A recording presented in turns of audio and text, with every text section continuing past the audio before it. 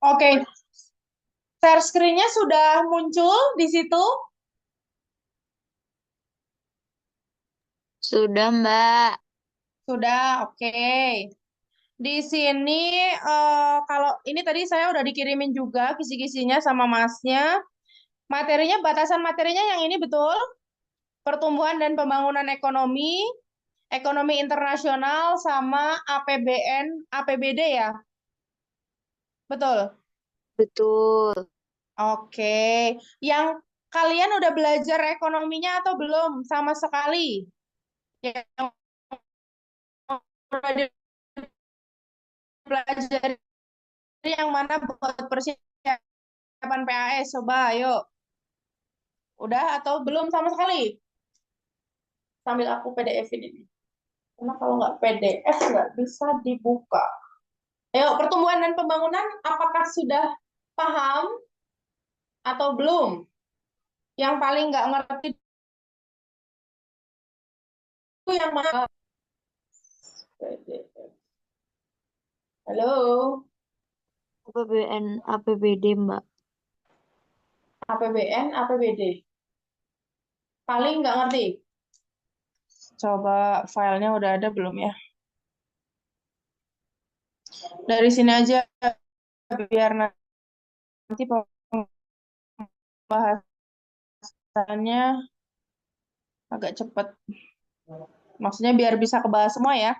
Oke, kita bahas dulu ya teman-teman. BN dan APBD. Kalau misalkan kita ngomongin anggaran, pendapatan, dan belanja negara gitu. Anggaran, pendapatan, dan belanja negara. Berarti apa sih APBN itu? APBN itu memuat suatu daftar atau penjelasan terperinci yang memuat tentang pendapatan negara dari mana aja, belanja negara untuk apa aja. Nah, itu yang akan dijelaskan nanti di bab APBN. Kayak gitu. Terus kalau dasar hukumnya dipelajari atau enggak? Kalau aku lihat dari sini nggak ada kayak undang-undang gitu kan? Nggak ada ya dari kisi-kisinya ya? Nggak apa-apa. Jadi di sini intinya kalau misalkan kita ngomongin tentang APBN dan APBD. Kita bahas yang APBN dulu. APBN tadi singkatannya apa? Anggaran. P-nya adalah penerimaan dan belanja negara.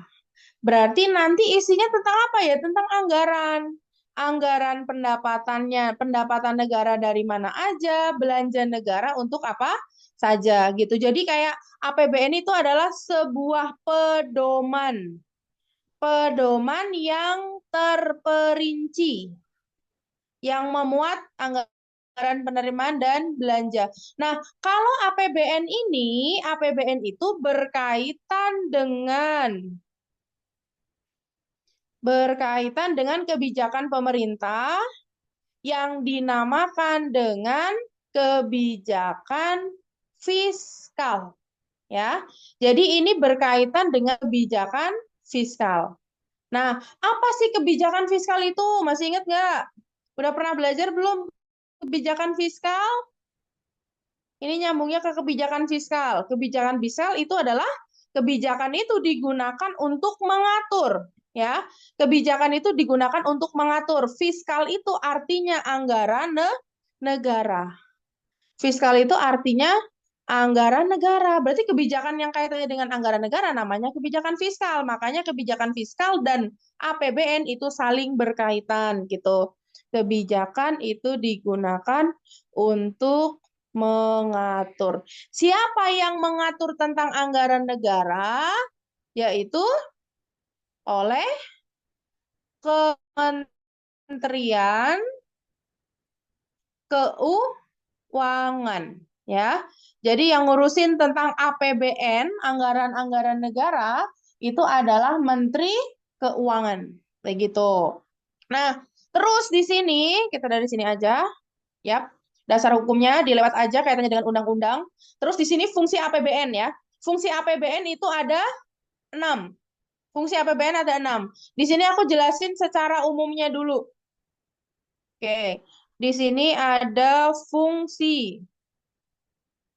Fungsi APBN.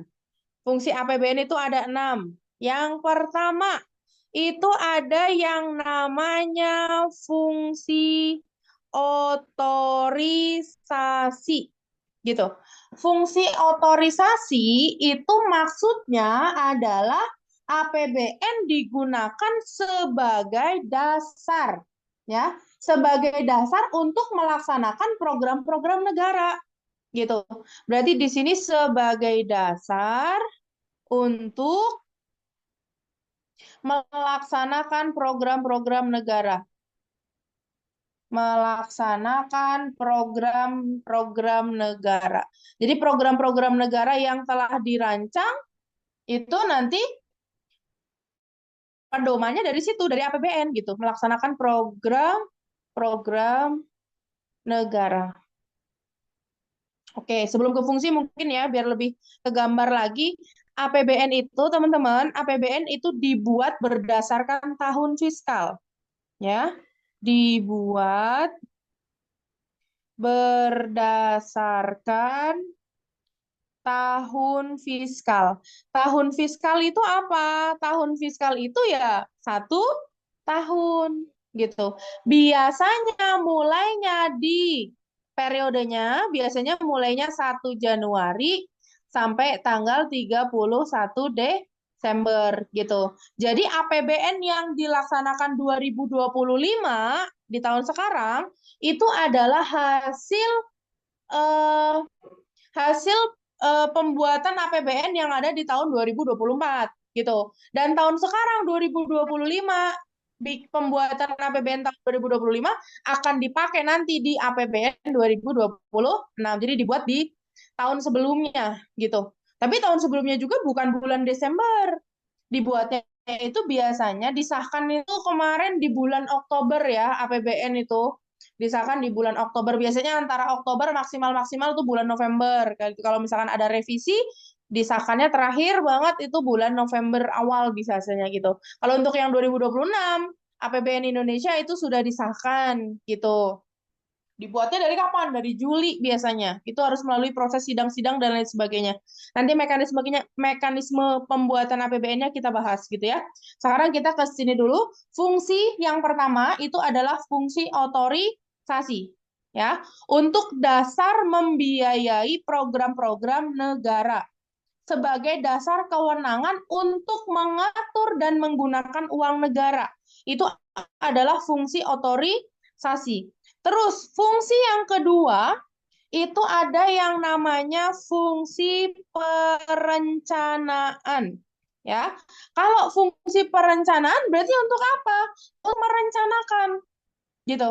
Artinya di sini anggaran negara, ya kan? Anggaran negara itu digunakan untuk merencanakan, namanya juga perencanaan ya. Berarti untuk merencanakan.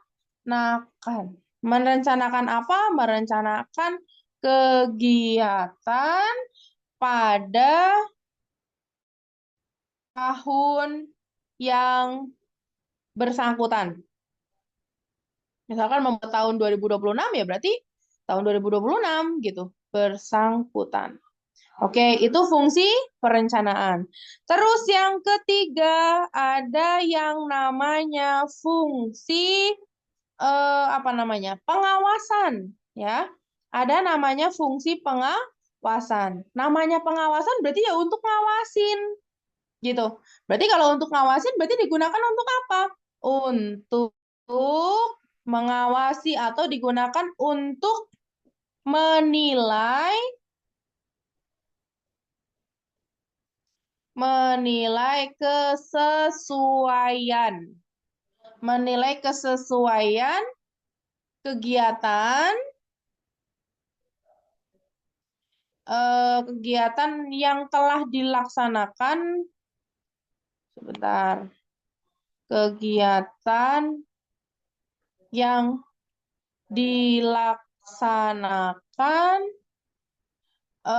apa ya bahasanya dengan ketentuan yang telah ditetapkan dengan yang direncanakan intinya gitu sama aja dengan yang telah ditetapkan. Jadi untuk menilai benar nggak sih kemarin sudah direncanakan 2024 akan terjadi pembangunan flyover di kota A misalkan. Nah, pada saat pelaksanaannya benar nggak sih benar-benar terlaksana dengan nominal berapa misalkan? Misalkan dianggarkan direncanakan 1 miliar, benar nggak sih pelaksanaannya sampai 1 miliar gitu lah. Nanti dicek dari APBN-nya apakah sesuai atau tidak. Itu namanya fungsi pengawasan.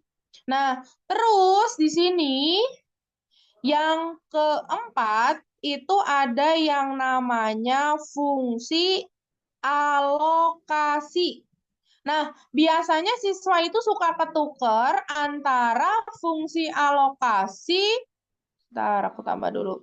Fungsi alokasi dan yang kelima fungsi distribusi gitu.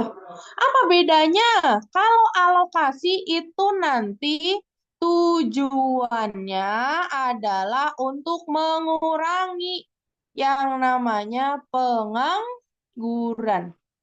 Tapi kalau distribusi itu tujuannya adalah untuk mengurangi kemiskinan. Nah, melalui apa? Jadi kalau alokasi di sini maksudnya adalah anggaran negara, ya kan? Anggaran negara itu diarahkan untuk apa namanya? Mengurangi pengangguran, ya. Aku tulis lagi di sini. Mengurangi pengangguran, ya kan? Dan mengurangi pemborosan. Nah, mengurangi pemborosan sumber daya gitu. Nah, biasanya dilakukan dengan membangun sarana umum ya. Untuk membangun sarana umum. Kalau membangun sarana umum artinya di sini membangun sarana umum di berbagai bidang. Ya, misalkan bidang pendidikan, membangun sekolah, ya kan? Bidang em, kesehatan, membangun puskesmas, kayak gitu.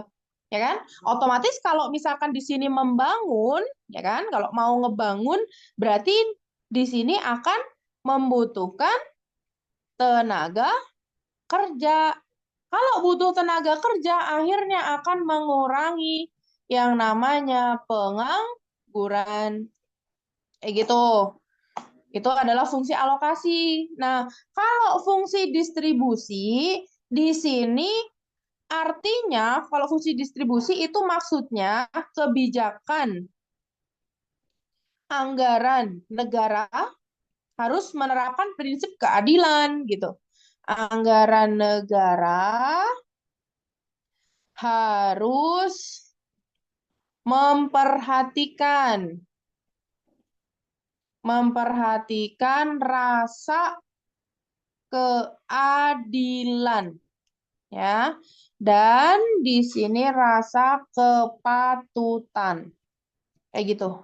Biasanya di sini melalui apa? Melalui pembiayaan program.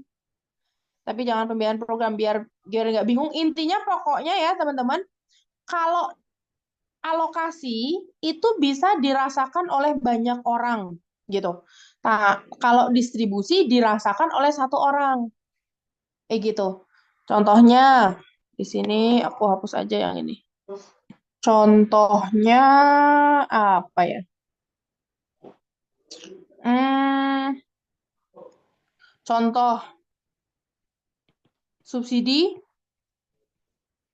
subsidi beras untuk warga yang miskin misalkan. Gitu. Terus ada beasiswa, ya kan? Beasiswa. Terus apa lagi? Pemberian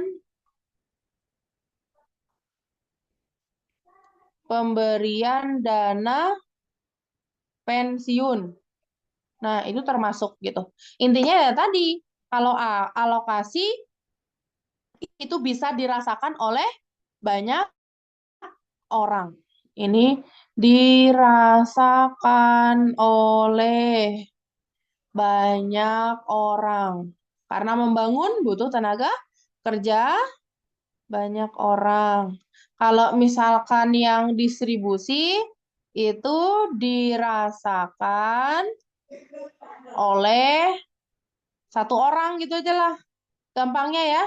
Jadi ini maksudnya satu orang tuh ya bukan hanya satu yang dapat gitu. Kalau misalkan ini subsidi beras, kalau aku nggak dapat subsidi, berarti aku nggak merasakan manfaatnya gitu. Aku dapat beasiswa, berarti yang merasakan manfaat beasiswa ya aku sendiri.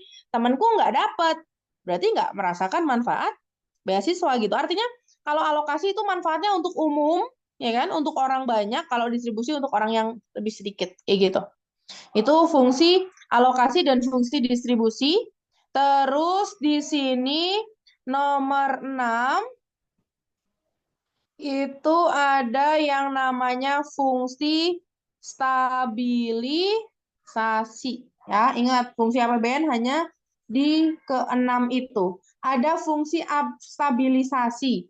Stabilisasi itu ya berarti maksudnya APBN itu digunakan atau di sini anggaran pemerintah, anggaran pemerintah itu menjadi alat ya. Alat untuk apa? Untuk memelihara dan untuk mengupayakan kestabilan gitu. Kestabilan apa? Kestabilan fundamental. Kestabilan fundamental ekonomi kayak gitu. Nah, ini melalui apa kalau stabilisasi? Gimana biar stabil? Maka di sini dilakukan melalui kebijakan fiskal. Melalui kebijakan fiskal. Di mana kebijakan fiskal itu ada dua macam. Ya kan? Kebijakan fiskal itu ada dua macam. Ya. Yang pertama, ada yang namanya kebijakan fiskal kontraktif. Ya kan? Ada juga namanya kebijakan fiskal ekspansif. Kayak gitu. Nah, apa bedanya? Coba kalau yang dilaksanakan saat inflasi yang mana? Kebijakan Kontraktif. apa? Kontraktif. Oke, kalau yang masih bingung, kata kuncinya adalah kontra. Kalau kontra berarti masyarakat setuju nggak? Ayo, Tidak. Nggak tidak setuju. Maka kalau masyarakat nggak setuju, masyarakat itu nggak setuju kalau harga barang naik atau turun? naik. Naik. Naik. Berarti nah harga naik kan inflasi kan? Berarti kontraktif saat inflasi. Berarti kalau ekspansif dilaksanakan saat deflasi. Kalau lagi inflasi berarti perekonomiannya lagi kuat atau lemah? Ayo, perekonomiannya lagi berputar kencang atau lagi melemah? Ayo, kalau inflasi itu adalah kan kalau ibaratnya kayak mesin, misalkan suatu negara gitu, inflasi itu bagaikan, misalkan kalau di mobil, inflasi itu panasnya mesin. Kalau mobilnya jalan, berarti mesinnya akan menghasilkan panas gitu. Ya kan? Kalau menghasilkan panas berarti artinya ekonominya itu lagi muter, ya. Inflasi itu harga barang naik, ekonominya lagi kuat menguat, ekonominya lagi menguat gitu. Nah, kalau misalkan inflasi ekonominya lagi kuat, berarti masyarakat itu gampangannya tuh kayak masyarakat tuh lagi makmur gitu aja lah, ya kan? Nanti cara untuk menstabilkannya kayak gimana? Masyarakat lagi makmur, banyak duit nggak berarti kalau lagi inflasi masyarakat? Jumlah uang beredarnya banyak atau sedikit? Banyak.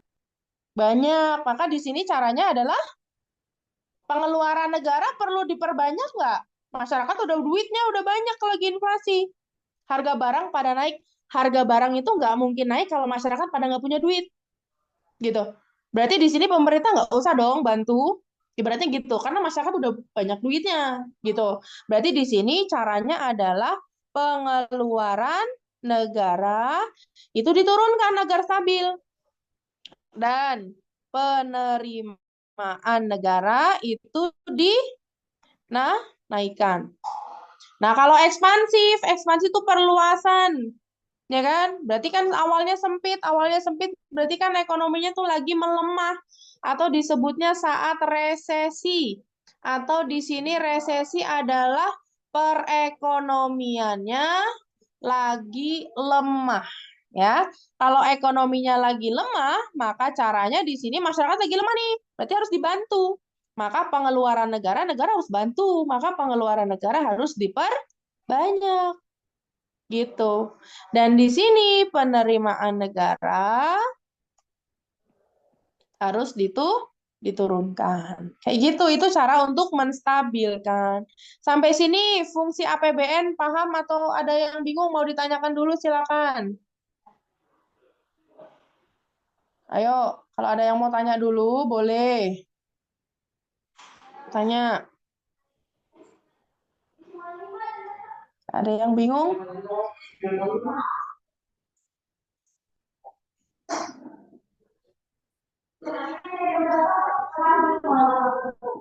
Recording in progress. Nah,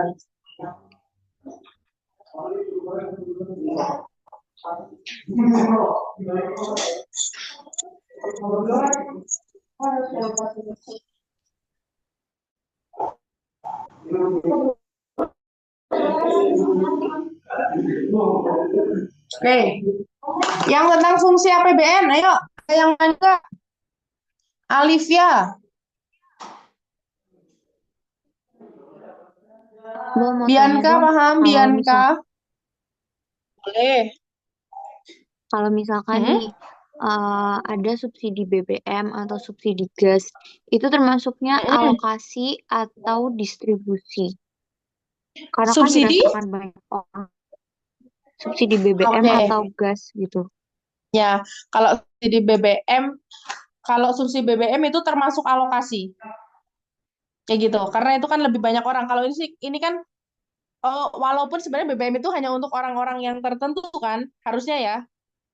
Tapi pelaksanaannya kan untuk warga umum gitu. Tapi kalau subsidi beras ini memang ada datanya. Siapa aja yang dapat kayak gitu. Paham nggak maksudnya? Kayak Oke, gitu. oke, oke. Mm. Kalau contohnya kalian ada modul ini nggak? Contoh-contoh latihan soal. Bentar. Kalau aku fotokan harus lihatnya dari mana ya? Sebentar. Ada latihan soalnya tentang fungsi. Bentar, itu bab apa ya? Bab APBN.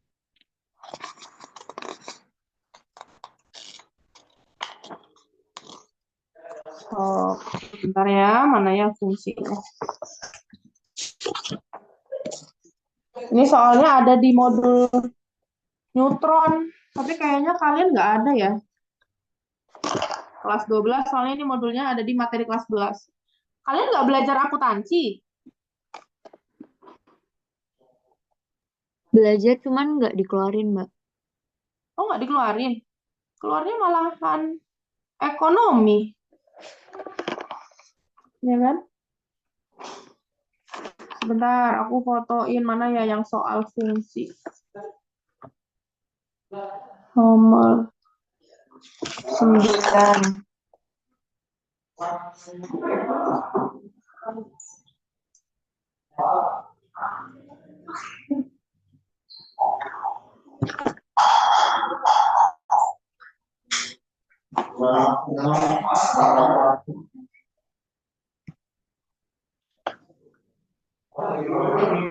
Di Sigit. Ntar. Kok si Sigit sih? Nah, ini jawabannya apa? Yang nomor 9.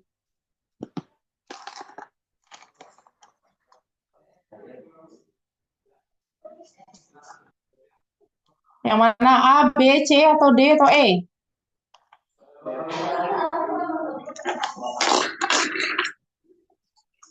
Berbagai proyek pembangunan ya ini ya. Kalau proyek pembangunan berarti apa? Alokasi atau distribusi? Alokasi, Mbak. Alokasi, Mbak. Oke, terus di sini sebentar. Yang ini nomor 16. Jawabannya apa? Tapi ada aku udah lihat ini kemarin.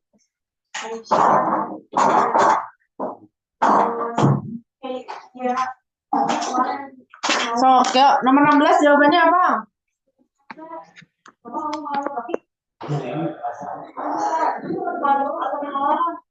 Bidang, berbagai bidang ya, berarti alokasi ya, sama ya. Oke.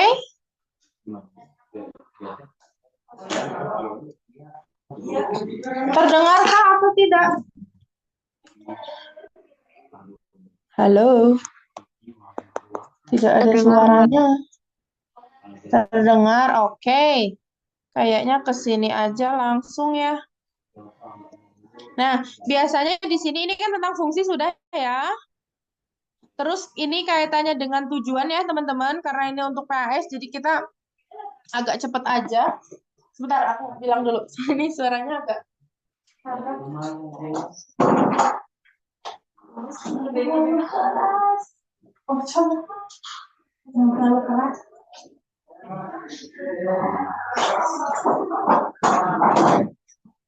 Maaf ya, sebentar. Ya, tujuan APBN itu intinya adalah untuk apa? Mensejahterakan masyarakat yang adil dan makmur, intinya gitu. Jadi biar masyarakatnya sejahtera, ada transparansi keuangan, begitu. Terus di sini, nah sekarang kalian harus tahu penerimaan negara tuh dari mana aja sih, gitu. Ya, ada penerimaan pajak, ada juga penerimaan bukan pajak, ada juga dari hibah, ada juga dari pinjaman utang, ya kan, penciptaan uang dan juga dana bantuan. Nanti ini catatannya aku kirim. Sekarang aku jelasin dulu, gitu ya. Kalau misalkan kaitannya dengan perpajakan, pajak itu teman-teman, pajak itu adalah penerimaan negara yang paling besar, ya. Jadi negara dapetin duit paling banyak ya dari pajak gitu. Nah, pajak itu ada pajak dalam negeri, ya kan? Ada pajak dalam negeri dan juga ada pajak luar negeri, pajak internasional. Nah, pajak dalam negeri berarti pajak yang dipungut di dalam suatu negara. Ada apa aja contohnya? Pajak penghasilan. Atau orang-orang biasanya yang menyebutnya adalah P, PPH, gitu kan? Pajak pertambahan nilai. Berarti PPN, ya kan? Pajak penjualan barang mewah, pajak bumi dan bangunan. Orang-orang biasanya menyebutnya PBB. Ada pajak cukai serta pajak lain gitu. Ada juga pajak perdagangan internasional, berarti pajak yang dipungut dari luar negeri. Ada bea masuk atau bea impor, ya kan? Pungutan impor, pungutan ekspor, kayak gitu. Nah, terus selain pajak, negara juga punya penerimaan yang non pajak, ya kan? Di mana non pajak itu ada hasil sumber daya alam. Negara kita punya kekayaan alam, otomatis itu akan menghasilkan uang, ya kan? Pertambangan, migas, emas dan sebagainya, kayak gitu. Itu masuk ke penerimaan negara sumber daya alam. Ada juga dari laba BUMN. Kita punya usaha, badan usaha milik negara. Otomatis kalau usaha berarti kan kalau masih bertahan sampai sekarang, berarti kan harusnya usaha ini menghasilkan keuntungan, ya kan? Nah, labanya ini masuk ke penerimaan negara, gitu. Terus ada juga penerimaan bukan pajak lainnya, gitu. Dari mana? Yang dikelola oleh kementerian dan juga lembaga yang berhubungan dengan pelayanan masyarakat. Misalkan dari Kementerian Perhubungan apa misalkan jalan tol, ada juga parkir di jalan tuh kan kalau misalkan kalian parkir di jalan yang ada pelang eh, parkirnya, ya itu masuk ke pemerintah. Kalau kalian parkirnya itu dapat karcis, dapat kartunya gitu. Kalau nggak dapat ya udah berarti masuk ke saku orang tersebut kayak gitu. Tapi kalau misalkan kalian bayar, terus ada kayak nota gitu lah, nota kecil dari dinas mana, misalkan dari dinas perhubungan atau dinas perkebunan. Biasanya kalau di Bandung tuh kan macam-macam, bukan hanya oleh dinas perkebunan gitu. Perkebunan, perhubungan. Nah, gitu ya. Oke, terus ada juga dari pendapatan Badan Layanan Umum, dari produk barang dan jasa, jual beli, produk barang dan jasa, produk instansi pemerintah yang bersangkutan kepada masyarakat pengguna untuk meningkatkan pelayanan kepada masyarakat.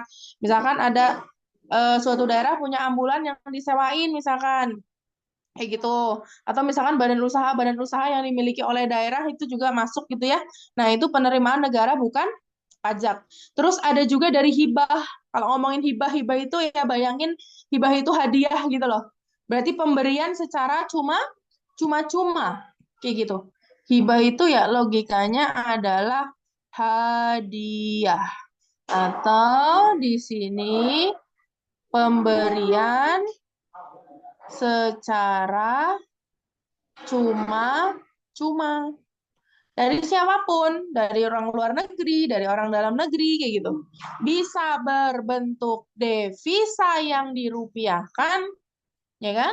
Atau devisa mata uang luar negeri, atau berbentuk rupiah, ataupun dalam bentuk barang, jasa, ataupun surat berharga yang diperoleh dari pemberi hibah tidak perlu dibayar kembali. Artinya ya udah kita dikasih gitu, bukan utang gitu. Itu adalah hibah. Terus penerimaan negara ada yang berasal dari pinjaman, ya kan? Kita pinjem ke orang dalam negeri, orang-orang kaya yang ada di dalam negara, atau pinjem ke luar negeri. Terus ada juga dari penciptaan uang dari Bank Indonesia, dan juga ada dari dana bantuan kayak gitu. Itu penerimaan negara. Sok coba, ada yang bingung nggak penerimaan negara? Ada penerimaan pajak, ada penerimaan bukan pajak. Nah, ini yang harus kalian pahami. Biasanya kalau soal-soal pilihan ganda, banyak juga yang keluar. Apa aja penerimaan negara, apa aja pengeluaran negara, kayak gitu. Aman? Atau ada yang mau ditanyakan dulu? Boleh, silakan. Sebelum kita lanjut ke pengeluaran. Ayo, ada yang mau ditanyakan dulu?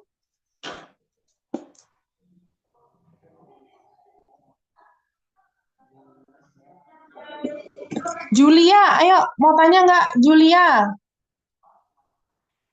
Nadine, ada nggak Nadine? Halo, Soraya, ada Soraya? Belum ada yang ditanyain, Mbak. Belum ada yang ditanyain, berarti paham ya? Oke, kita lanjut dulu ke pengeluaran negara. Nah, tadi kan APBN itu daftar yang memuat penerimaan negara. Dari mana aja, dan juga pengeluaran negara untuk apa saja. Gitu. Nah, sekarang kita ke pengeluaran negara atau belanja negara, atau biasanya kalau di bab pendapatan nasional itu disebutnya adalah government expenditure gitu ya. Government, pengeluaran negara, belanja negara. Pengeluaran negara berdasarkan sifatnya itu ada yang pengeluaran rutin, ya kan? Rutin terus-terusan dikeluarkan setiap bulan, bahkan setiap tahun gitu ya. Setiap tahun bahkan setiap bulan gitu. Ada juga pengeluaran yang sifatnya pembangunan. Kalau membangun kan berarti cuma sekali ya. Misalkan membangun flyover Antapani, udah dibangun, berarti tahun depan kan nggak dibangun lagi. Berarti cuma sekali. Berarti yang keluarnya cuma sekali. Di sini udah kata kuncinya, nanti kalian tinggal baca-baca lagi gitu ya. Nah, pengeluaran rutin negara untuk apa aja? Untuk bayar gaji pegawai, PNS, bayar biaya kantor, barang-barang, bayar air, bayar listrik, bayar gas, alat tulis, segala macam.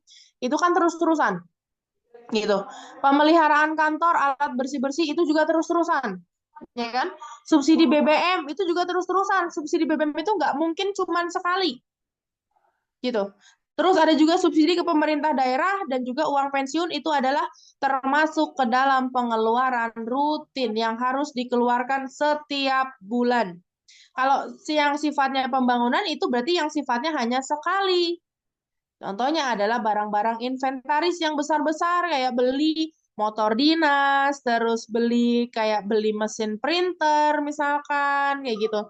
Atau membangun fasilitas-fasilitas umum itu hanya sifatnya satu kali gitu.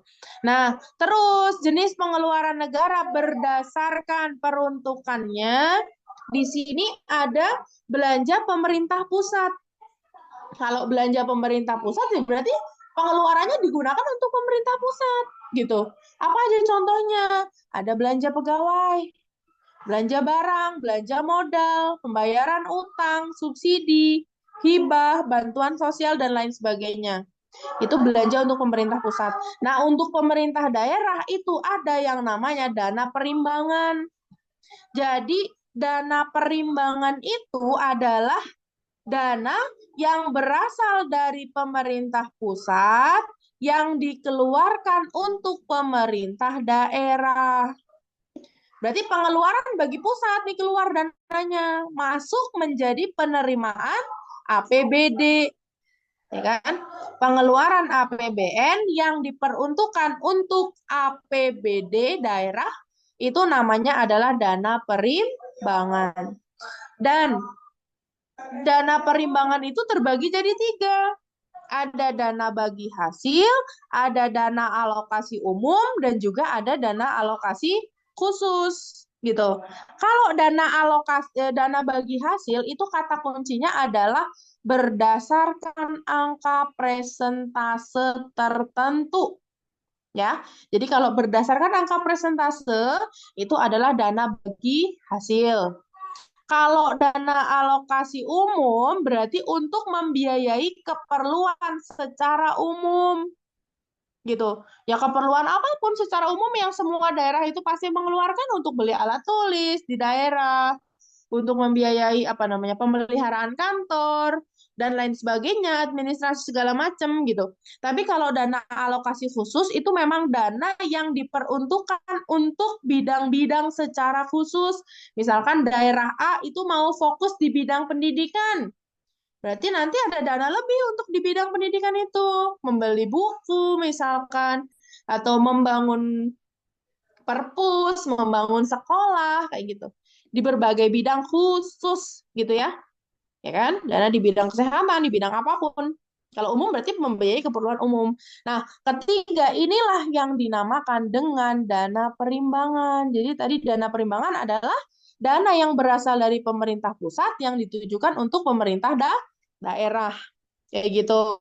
Nah, terus selain dana perimbangan, ada juga dana otonomi khusus. Otonomi itu daerah-daerah yang ada program khususnya gitu loh, yang di apa ya namanya? Daerah-daerah secara khusus yang memang dibangun oleh negara, kayak contohnya misalkan khusus untuk daerah Aceh, berarti yang dapat ya cuma Aceh, kayak gitu. Khusus untuk membangun Papua ya yang dapat cuma Papua, gitu. Kayak misalkan yang sudah pernah berjalan itu yang di eranya Pak SBY itu kan membangun Aceh, gitu kan? Di mana dulu Aceh pas kena tsunami itu kan semuanya porak-poranda habis semuanya kan? Otomatis butuh dana yang besar khusus untuk membangun Aceh, itu namanya adalah dana otonomi khusus. Jadi yang dapat cuma Aceh gitu. Ya kan? Kalau dana perimbangan semuanya tuh dapat, semua daerah tuh dapat gitu. Kalau untuk tahun kemarin pas di era Pak Jokowi itu juga untuk membangun Papua, ya kan? Membangun stadion ya gitu-gitu, membangun jalan tol di sana ya kan biar setara dengan daerah-daerah yang lain. Terus ada subsidi yang memang lebih besar untuk penyetaraan harga BBM setara dengan di Pulau Jawa gitu kan sekarang BBM di sana udah setara dengan di Pulau Jawa gitu. Itu berkat apa? Berkat dana otonomi khusus dan sekarang juga sedang masih mengembangkan Papua ya yang diwakili oleh siapa itu? Kak Billy Mambrasar, ada yang tahu nggak?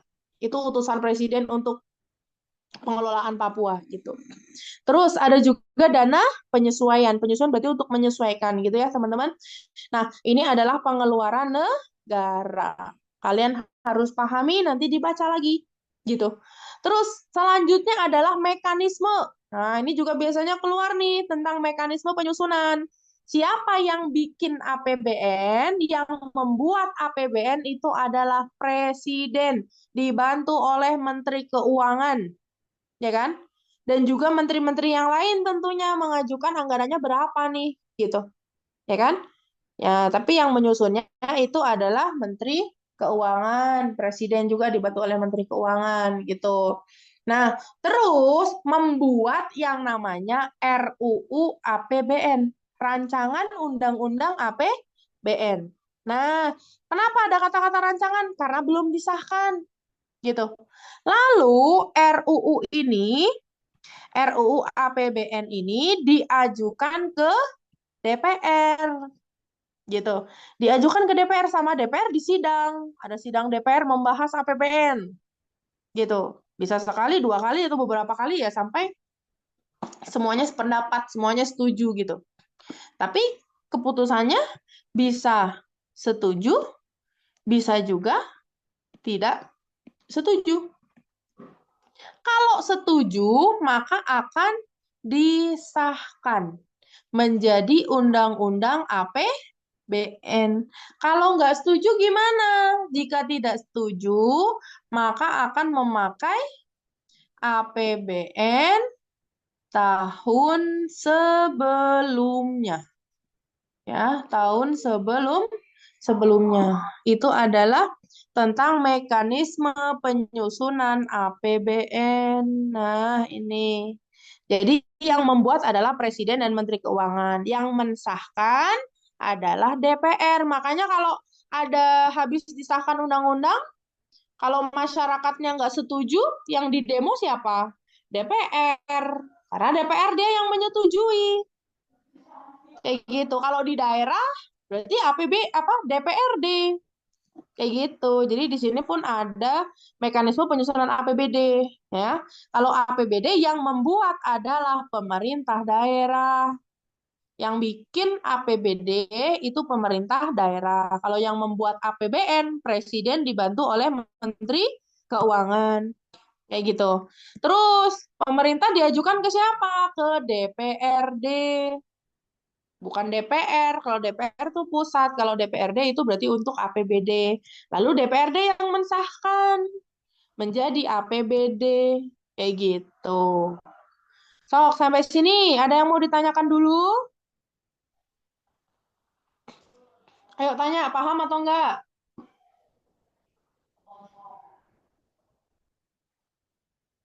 Ayo, paham atau tidak? Paham, Kak. Paham. Paham, oke. Nggak usah dicatat dulu, nanti nyatetnya ya. Nanti aku kirimin ini file-filenya, biar dipelajari lagi. Terus, di sini, hak DPR. Ini dulu suka keluar di soal-soal UTBK. Kalau sekarang udah enggak ya. Hak DPR untuk menetapkan anggaran, itu namanya adalah hak budget, bukan hak angket ya.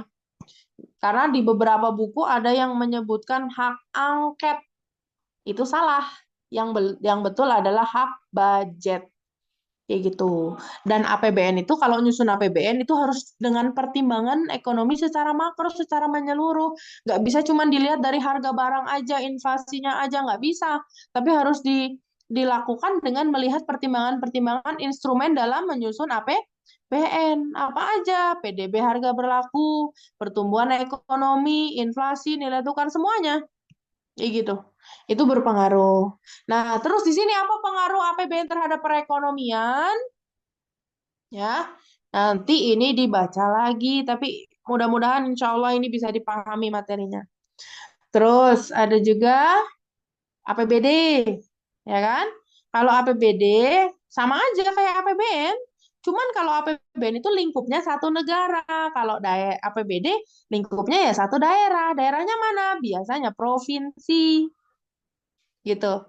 Menurut Peraturan Menteri Dalam Negeri. Oke, APBD adalah rencana keuangan. Rencana keuangan tahunan pemerintah yang dibahas dan disetujui oleh pemerintah daerah. Dalam hal ini adalah DPRD. Kayak gitu. Nah, terus ditetapkan berdasarkan aturan daerah gitu. Sebentar. Mbak Uyun taruh meja aja kuncinya. Meja mana, Mbak? Meja pengajar aja. Oh, nanti uang, nggak boleh. Mau kemana? Mau ke DH. Dago. Mau pergi. Bye-bye. Oke, hati-hati. Oke, kita lanjut. Maaf ya, iklan sebentar. Itu pengertian APBD ya, teman-teman. Sama aja, cuma lingkupnya daerah gitu aja. Nah, terus pendapatannya mana? Pendapatan negara dari mana? Ada pendapatan asli daerah tersebut, yaitu pajak daerah. Ingat, pajak itu, kalau kalian udah belajar materi pajak, pajak itu ada pajak yang dipungut oleh pemerintah pusat, ada yang dipungut oleh pemerintah daerah. Kalau yang dipungut oleh pemerintah daerah, ya, ini daerahnya ada daerah provinsi, ada daerah kabupaten. Kalau hotel itu adalah daerah kota atau kabupaten. Restoran juga sama, kota atau kabupaten. Pajak hiburan, kayak misalkan ada konser-konser tuh kayak gitu.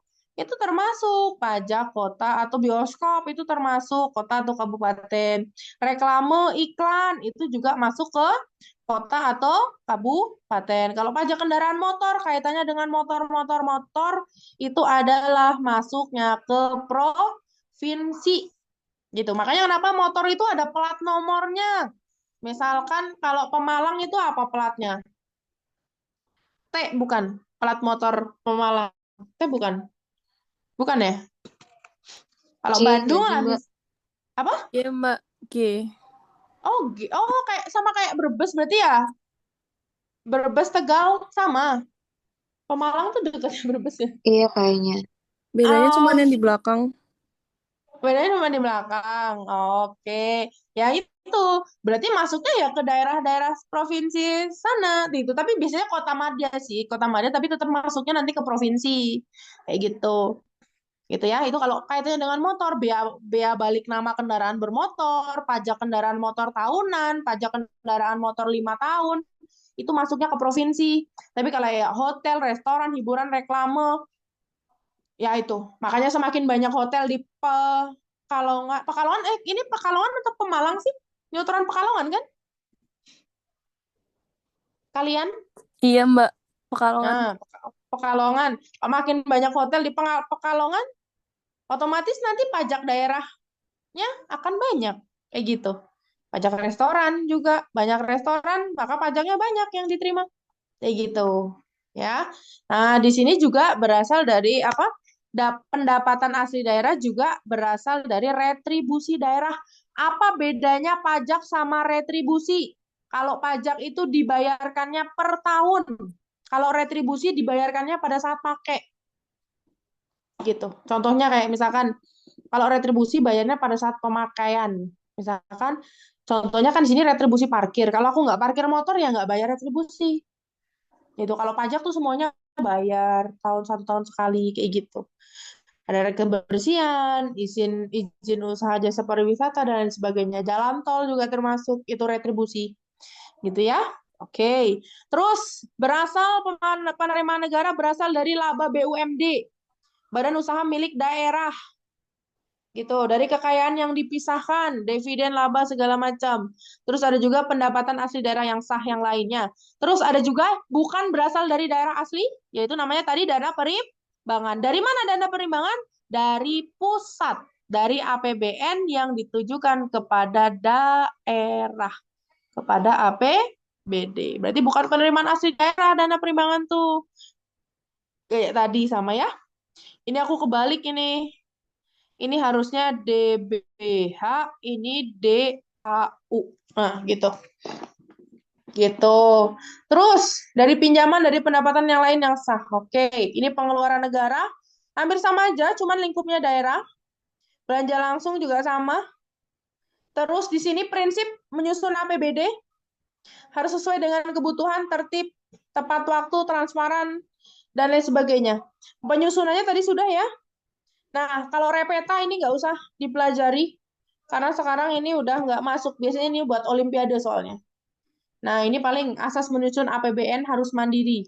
sebisa mungkin nggak ngutang, kayak gitu. Sebisa mungkin pendapatannya dari kita sendiri, gitu. Dalam menyusun itu harus hemat, harus efisien.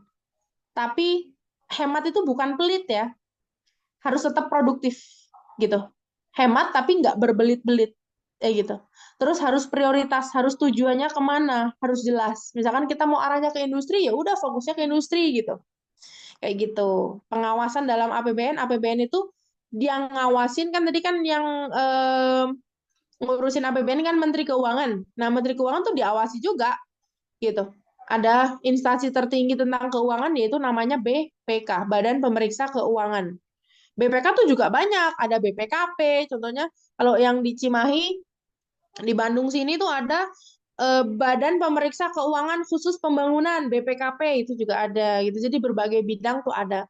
Pokoknya di dalamnya tuh ada dirjen-dirjen yang mengawasi juga. Itu pengawasan APBN. Dah selesai materi APBN. Sok, paham atau enggak? Apa yang mau ditanyakan? Di sini nggak ada kisi-kisi secara khusus ya? Cuman babnya aja kan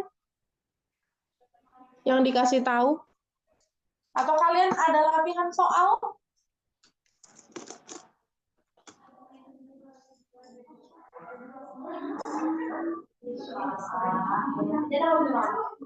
Ayo, adakah yang mau ditanyakan?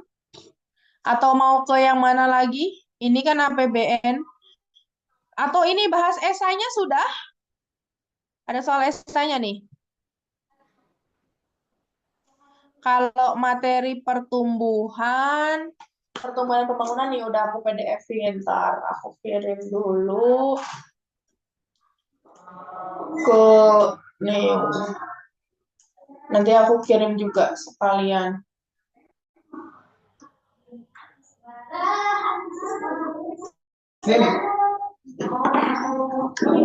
Bentar.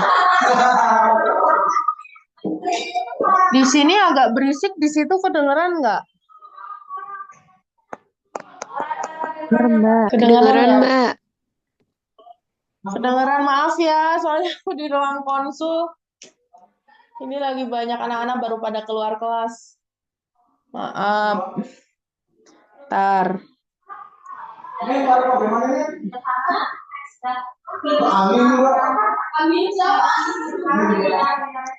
Ini pertumbuhan di sini bisa belum ya dibuka? Nanti kalian pelajari lagi. Esainya sudah dikerjakan atau belum? Nah, udah belum? Gimana? Nggak jelas tadi? Udah Belum, atau Mbak. belum? Oh, belum. Ya udah kita bahas esai, tapi setelah ini aku jelasin dulu yang ini ya. Nah, ini katanya di sini tuh nih. Pertumbuhan dan pembangunan ekonomi. Teori pertumbuhan tidak keluar. Teori pertumbuhan dan pembangunan nggak keluar. Berarti ini nanti aku kirim juga materi sini. Paling kamu itu pelajari bagian laju. Nanti kita ada juga ini di esai. Nanti kita hitung. Teori-teori ini nggak usah, ya kan? Terus ini, oh aku mending bold aja ya pakai apa ya ini stabilo tentang ini dari sini sampai sinilah kalian pelajari. Teori-teori nggak usah, ini kan banyaknya teori. Terus kalian itu pelajari yang ini pembangunan. Nah, paling di sini yang harus aku jelaskan, sisanya itu gampang nanti bahasanya, beneran. Nah, di sini pembangunan sama pertumbuhan ya. Kalian bayangin dulu membangun sama tumbuh.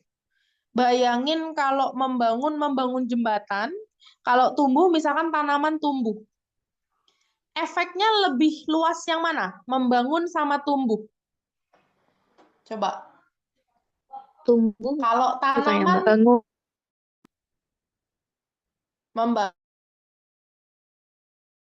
membangun tanaman itu dong. ya kan? Gitu. Tapi kalau pembangunan itu tuh efeknya lebih luas, membangun jembatan, yang merasakan bukan hanya satu orang, ibaratnya gitu. Gitu. Jadi, inti dari pertumbuhan itu adalah adanya kenaikan jumlah barang yang diproduksi, gitu. Jumlah barang yang diproduksi semakin banyak, naik, entah itu naiknya hanya satu, dua, pokoknya yang penting naik, itu adalah namanya tumbuh, gitu. Jadi pertumbuhan itu hanya dilihat dari angka, sifatnya kuantitatif. Tapi kalau pembangunan sifatnya kualitatif, gitu. Harus ada perubahan struktur ekonomi dan perkembangan ilmu pengetahuan teknologi. Harus disertai, kayak gitu ya. Di sini harus disertai, kalau pertumbuhan itu tidak disertai dengan perubahan struktur, gitu. Yang penting naik pokoknya. Tidak memperlihatkan apakah persentasenya lebih kecil atau lebih besar, yang penting naik. Ya, contoh gini. Misalkan ada presentase pertumbuhan penduduk sama ada presentase pertumbuhan barang dan jasa. Barang dan jasa. Misalkan barang dan jasa yang diproduksi bertambah 5%. Kalau penduduknya nambahnya 10%, berarti ini adalah terjadi apa? Berarti kedua ini artinya terjadi pertumbuhan. Tapi bukan pembangunan. Gitu. Tapi kalau barang dan jasanya nambahnya 5%, pertumbuhan penduduknya nambahnya hanya 2%, itu namanya pertumbuhan dan pembangunan. Pertumbuhan dan juga pembangunan. Paham nggak? Artinya ini kan rata jadinya. Ada pemerataan. Barang dan jasanya nambah 5, penduduknya nambah 10. Kan nggak kebagian semua. Kayak gitu logikanya. Jadi numbuh mah tumbuh, barang dan jasa meningkat. Tapi peningkatannya lebih kecil daripada pertumbuhan penduduk, berarti tidak terjadi pembangunan. Gitu. Nanti dibaca dari sininya gitu ya. Ini kuantitatif, kualitatif pembangunan. Disertai harus lebih besar. Kalau yang di sini tidak memperlihatkan, terserah mau lebih kecil atau lebih besar. Jadi kalau terjadi pertumbuhan ekonomi, belum tentu terjadi pembangunan ekonomi. Kayak gitu. Terus, yang keempat, memperhatikan pemerataan. Ya kan? Kalau pertumbuhan tidak memperhatikan pemerataan. Ya kan? Meningkatkan kesejahteraan. Belum tentu meningkatkan. Kalau pembangunan udah pasti semakin sejahtera masyarakat. Kayak gitu. Kalau ini pendapatan per kapita ya, pertumbuhan. Penikmatan kemakmuran itu pembangunan. Nah, nanti dibaca lagi di sini. Diikuti pertumbuhan belum tentu gitu. Nah, perencanaan dan lain sebagainya udah nggak usah. Yang penting materi pertumbuhan kalian yang dipelajari harus tahu bedanya pertumbuhan dan pembangunan ini. Nah, sama pengertian ini. Sama pengertian pertumbuhan, udah dikasih clue-nya. Di situ nggak usah pelajari teori. Bukan nggak usah pelajari, maksudnya tidak keluar teorinya. Gitu, jadi lebih mudah. Oke? Terus kaitannya dengan perdagangan internasional halaman 44 sampai 55 tidak usah dipelajari. Ini tentang apa? 44 sampai 55 coba ada yang tahu?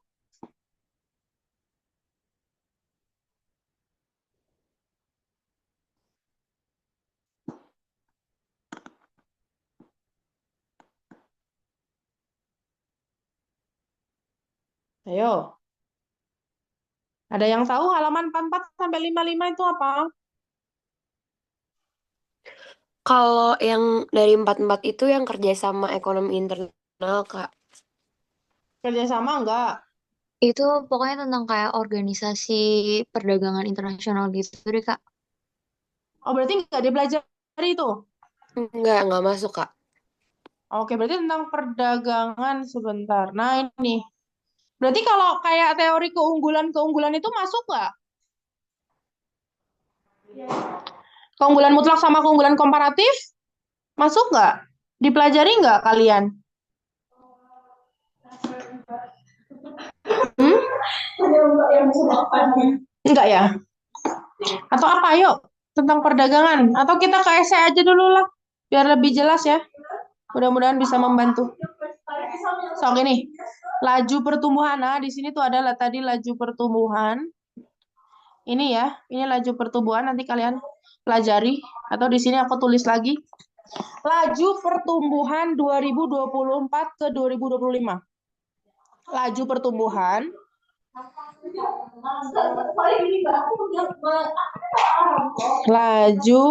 pertumbuhan tahun N. Laju pertumbuhan itu bisa dilihat dari GNP, bisa juga dilihat dari GDP. Kalau GNP itu biasanya untuk negara maju, gitu. Kalau pakainya GDP berarti itu untuk negara berkembang. Tapi itu nggak ngaruh sih sebenarnya. Tergantung yang ada di soal aja. Yang ada di soal apa? Oh, GNP. Udah kita pakai GNP. Rumusnya adalah GNP tahun N, now.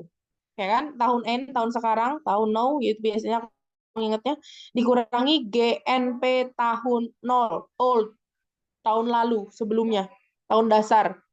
Dibagi GNP tahun 0, dikali 100%, dah gampang sekali. GNP-nya berapa? Tahun N, N-nya berarti laju pertumbuhan yang ditanyakan 2025. Berarti GNP tahun 2025 dikurangi GNP 2024 dibagi GNP 2024 dikali 100%.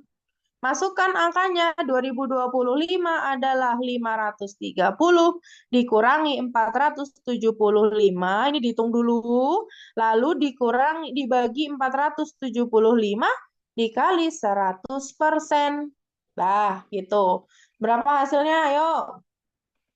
Di situ. 530 dikurangi 475 berapa? Dikurangi 475 itu hasilnya 55.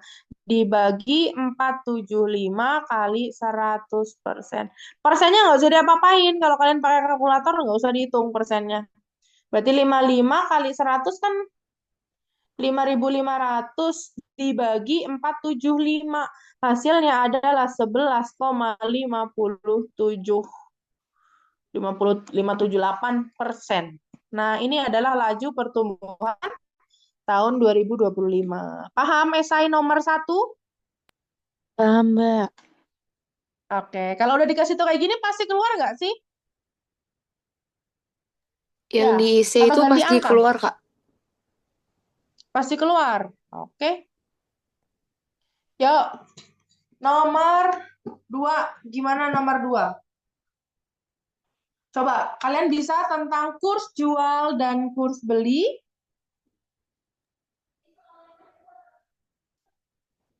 Ayo, kurs jual, kurs beli. Di sini. Ini apa? Kita punya rupiah ingin punya asing, maka memakai kurs jual. Oke. Oke, logikanya gini. Ada yang namanya kurs jual. Kalian bayangin aja, kalau kurs jual berarti digunakan untuk menjual. Menjual rupiah.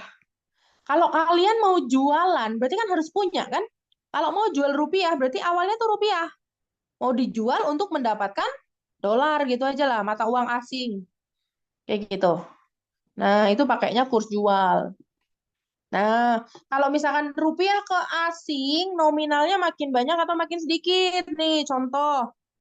$1 itu setara 17.000. Berarti 17.000 ke 1 makin kecil. Kalau makin kecil berarti dibagi. Ya kan? Itu dibagi. Makanya rumusnya adalah apa? Untuk mendapatkan dolar, berarti dolar sama dengan rupiah dibagi dengan kurs jual. Nah, gitu. Nah, ini adalah kurs jual. Nah, terus kalau kurs beli berarti untuk apa? Ya, untuk membeli rupiah. Nah, kalau beli rupiah berarti kan awalnya nggak punya, makanya beli gitu kan. Berarti tujuan akhirnya adalah rupiah. Awalnya punya dolar. Berarti dari dolar ke rupiah itu pakainya kurs beli. 1 dolar 17.000. Nah, berarti angkanya makin banyak. Kalau angkanya makin banyak berarti itu dikali. Kayak gitu. Kalau dikali berarti gimana ngitungnya untuk mendapatkan rupiah? Berarti rupiah sama dengan diketahuinya dolar dikali kurs beli. Nah, ini. Sampai sini penjelasan ininya dulu, paham atau enggak? Ayo, paham? Ada yang sudah menghitung soal nomor ini atau belum? Belum? Belum ya? Oke, yuk kita cari. Ini gimana ya biar bisa? Oh, di atasnya aja lah ya. Nggak apa-apa. Tuan Aldi berangkat ke Singapura membawa bekal uang sebanyak 15 juta. Ya kan? Berapa? Wah, ini mah gampang sekali. Dia mau berangkat ke Singapura bawa bekal 15 juta. Berarti itu mau nukerin apa? Mau nukerin? Berarti Tuan Rupiah. Aldi tuh di Indonesia kan? Oke, berarti 2A itu menukarkan rupiah ke do dolar. Berarti mau jual rupiah atau mau beli rupiah ini? Mau jual rupiah.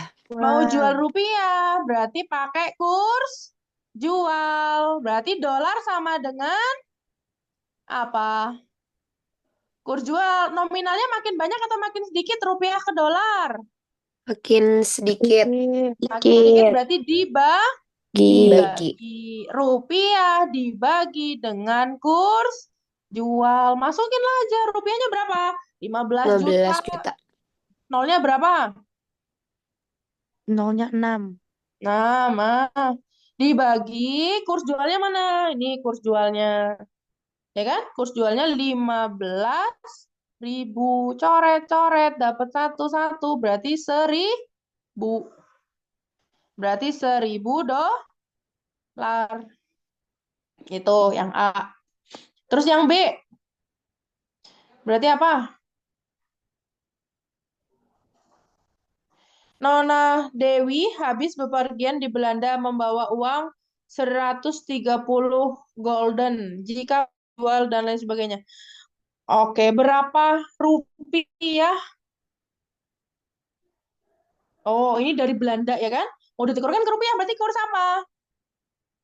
Ayo. Berarti dari Kurs beli. golden. Golden itu sama aja dolar lah ya, gampangannya luar negeri gitu. Aku baru tahu loh nama mata uang Belanda golden. Golden ke rupiah. Oke. Bagi pakai kurs beli. Kalau kurs beli mau nyari rupiah, maka rupiah sama dengan golden dikali kan kurs beli. Berapa golden? 130 golden. Kurs belinya berapa? 9.000. Berapa 13 dikali 9? Ayo. 130 dikali 9. 1.170.000, Kak. 1.170.000. Nah, gini. Itu rupiah yang didapatkan. Kayak gitu. Ini mah masih levelnya udah belum ke cerita yang belanja di sana berapa, sisa uangnya berapa gitu.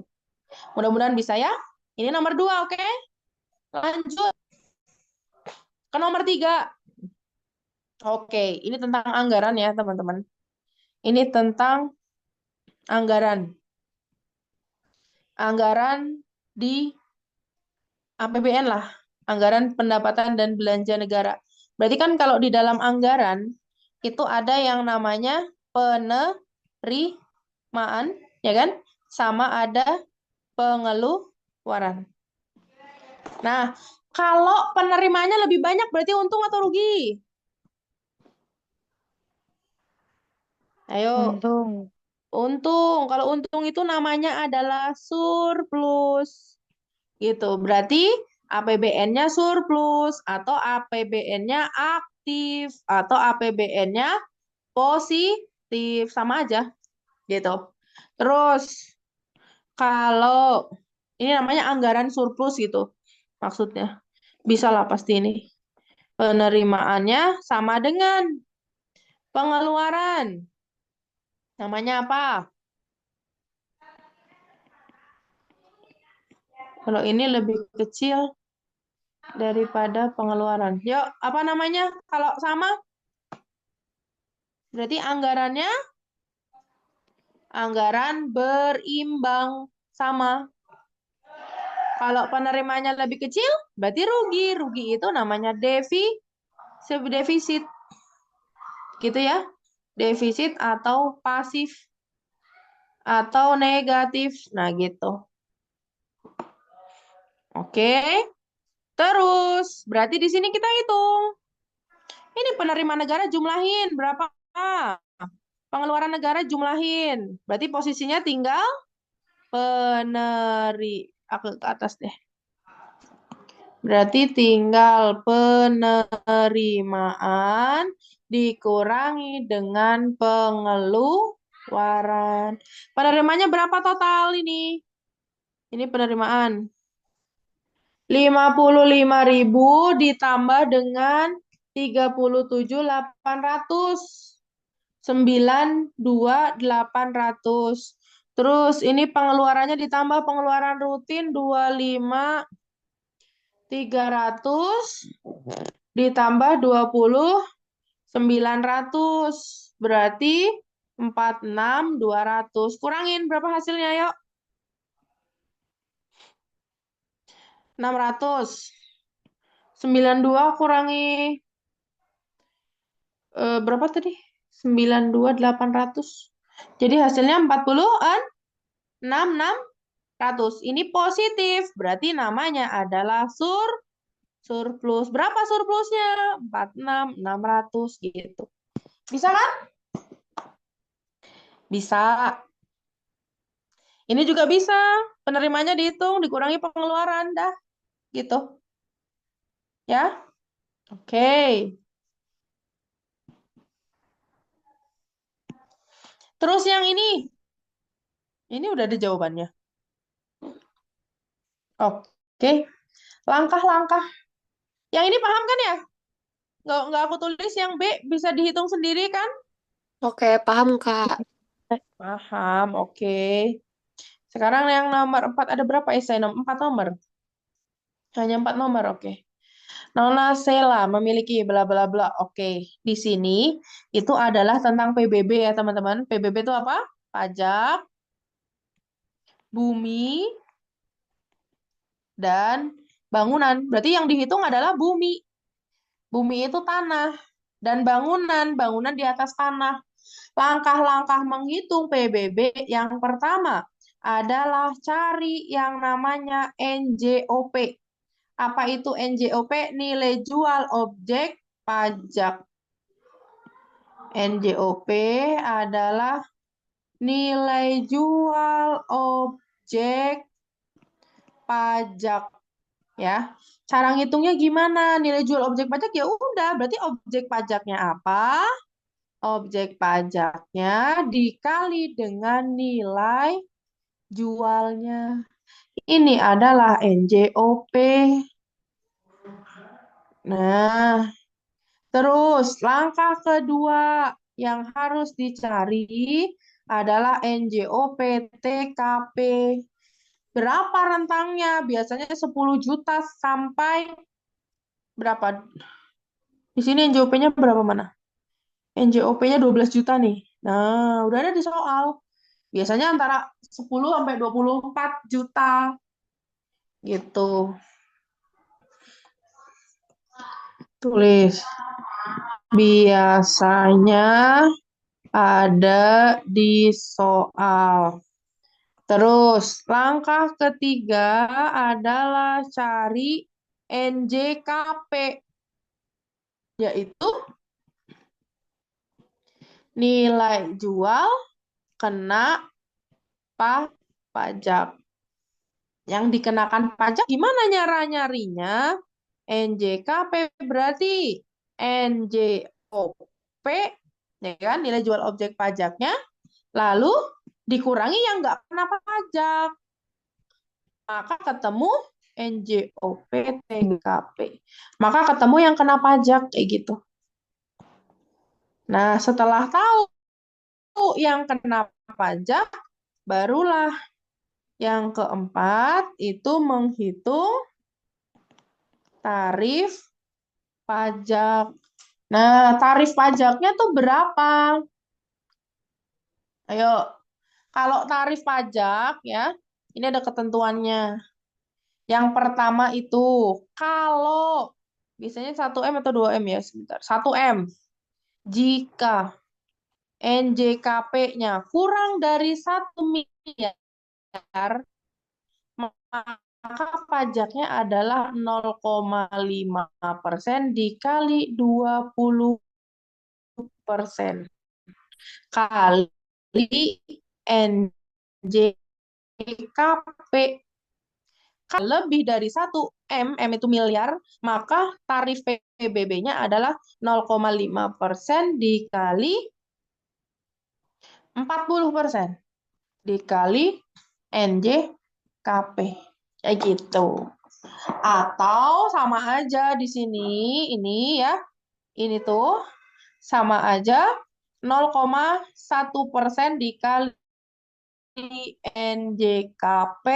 Kalau yang bawah 0,2% dikali NJKP. Gitu ya.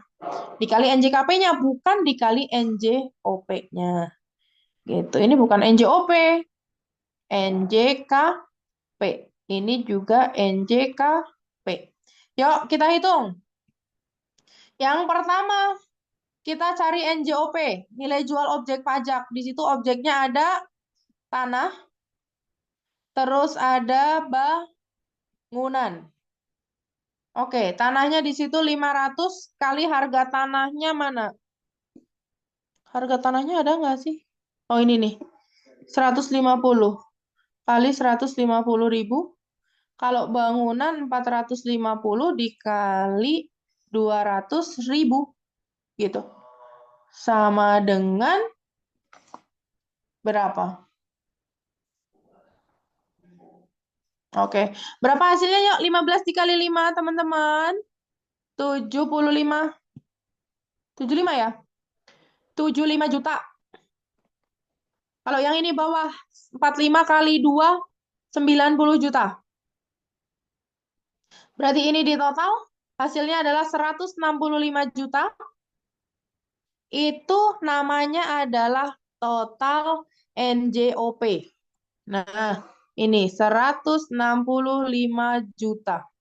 Itu total NJOP. Nulisnya baiknya agak geser ke sana ya. Tapi nggak apa-apa.